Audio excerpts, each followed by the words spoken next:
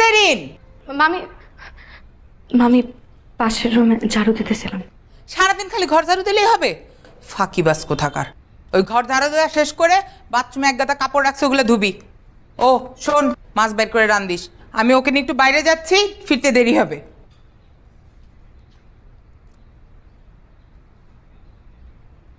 ন্যাকামি কোথাকার, চোখ দিয়ে টপ টপ করে পানি পড়ে। আরে ঘুরতে যাচ্ছি বাইরে, কারোর সাথে ভাইগে যাচ্ছি না। সহ্য একটা লোক, শুয়ে শুয়ে 3 বেলা খাবার পাচ্ছ, ওষুধপত্র যখন যা চাচ্ছ তাই পাচ্ছ, বাড়ি ভাড়া, গ্যাস বিল, কারেন্ট বিল, সংসার খরচ সব আমাকে মেটাতে হয়। কি দিছো তুমি আমাকে? কি কি দিছো? হ্যাঁ, সারা জীবন দিছো তো শুধু যন্ত্রণা, মহা যন্ত্রণা।